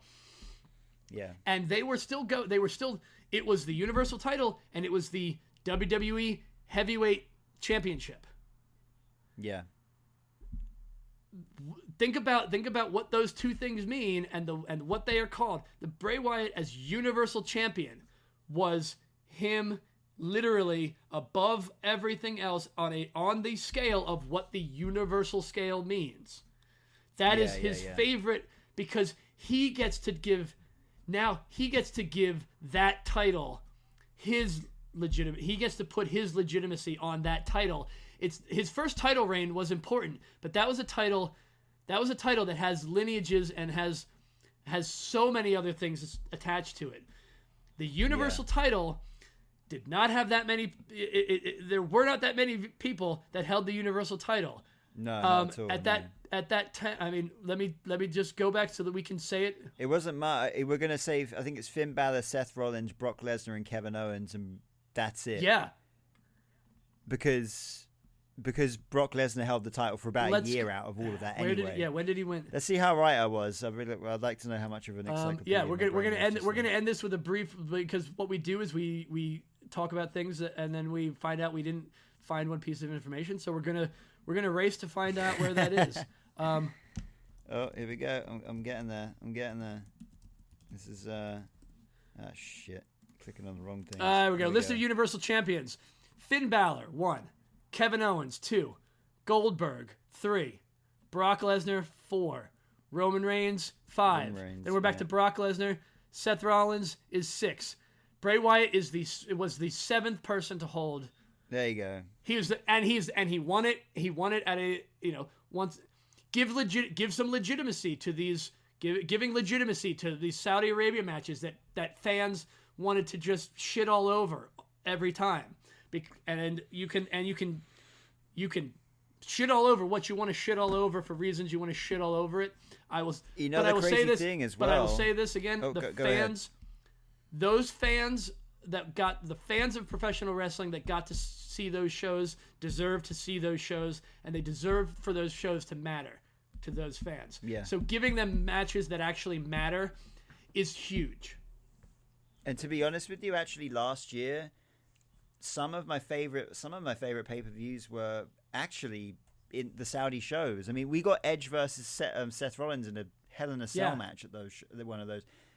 Incredible we got amazing matches from them because a bunch of people thousands and thousands and thousands of people wanted it. Yeah. Well, however you want it, you know, there's a lot more yes, there's so much more than just that when it comes to business, but the bottom line is professional wrestling fans got to see professional wrestling fans that never got to see anything like that before got to see the greatest spectacle of sports entertainment in person. Exactly. Something that they were only able to see on a television screen, and that is great. That is amazing. I know that's another crazy thing is Roman Reigns, obviously our current Universal Champion, who's held the belt now for 1,098 days. Just that title reign is the Universal Championship title reign. Yep, and legitimacy. He pinned Braun Strowman for it, but the last person to hold that title was Bray Wyatt. Yep. And that's crazy. And back to that legitimacy. There are times, if you go back and watch when they're walking to the ring, Paul Heyman says these things like loud enough for the camera that's walking into the ring. He would say things when holding the Universal title to Roman Reigns that, you bring the legitimacy to this title. You've made this title. You've truly made this title, relevant. When you bring relevancy to this title. They say these things. When he won the WWE Championship, Roman, Paul would hold and carry the WWE title, but Roman would always wear the Universal Championship. Yeah, like it was his prized possession. You could tell that was the one that matters to him. Yes, exactly. So you noticed it too. See, it's the things you do, the way you do it. He would carry the one and he would wear the other. Yeah. Little things. Oh man. I mean, there were we touched on a couple of these other those things that we didn't miss, but once again, the whole reason we're doing this is because we absolutely loved what this person gave to us, what Windham Rotunda gave to us. Yeah. Through his characters. We enjoyed the universe that he created within this universe. And the way he was a whole new world. way he most literally changed professional wrestling and changed our universe. Yeah. It will never it's a once in a lifetime person. Do it once in a lifetime moments. I'm happy I live in a timeline where he existed. Yeah. And like you said earlier, I'm so thankful that we got to witness some amazing matches of his in person too. We didn't even touch on events that we were there for, for whatever reason. These were the ones we wanted to touch on the most. Please, anybody that is listening to us, give us whatever moments you remember that are the best. Just pass on the positivity of how amazing the amount of work that this human being put into what he did. The amount just 10 years as well. The amount of in 10 years time from his main roster debut. Now, granted, his decade. He worked his entire life to this, and and as a generational wrestler, yes. He got to grow up with his, he got to learn from the best of the best. And because of that, they brought out the best. They were able to bring out the best of the best things. It's amazing what he had done. It is it's terrible, and it hurts still that the reality is that he's no longer with us. I don't know what else to say about it. I just want everybody. It's in these moments where we have to do exactly what we're doing right now and what we've done for the last few hours, and that's reflect on you and I. But he's got an entire catalog of things that we can all go back on and watch, and that's such a beautiful thing. It just like when a musician dies, we've got all these albums that we get to go back and listen to as much as we want, and we can do just the same with all of the work that he's left behind. We still get to enjoy everything that he has done. Yeah, and we don't, we get to choose what we want to bring into the world now, because of what we've learned from him. I for one have been, more than inspired, more than just now, of course, but this person has given me a fire to continue doing what I love, and there's not many people that do that to you. Yeah. So yeah, just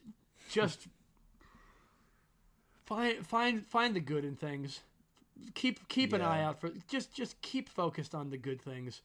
We all have to and find something you enjoy and put all your fucking self into it as well. We all have things, we all have something that we're dealing with, and we all have things that help us with those things. Professional wrestling and watching people do things that they love and connect is a great way to stay connected to other people too.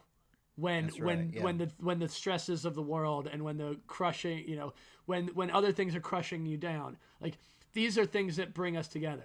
You and I are friends because of professional wrestling. Legitimately. We can get into that story some other time, I guess. We'll get it. We can get deep into stories of the people that we have become.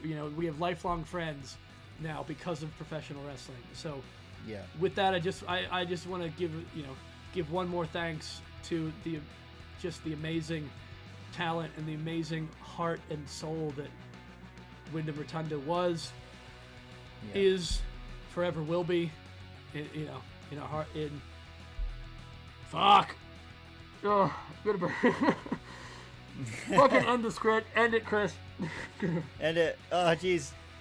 Yeah, we've touched on it enough, I think. Yeah, but I think it's like I said.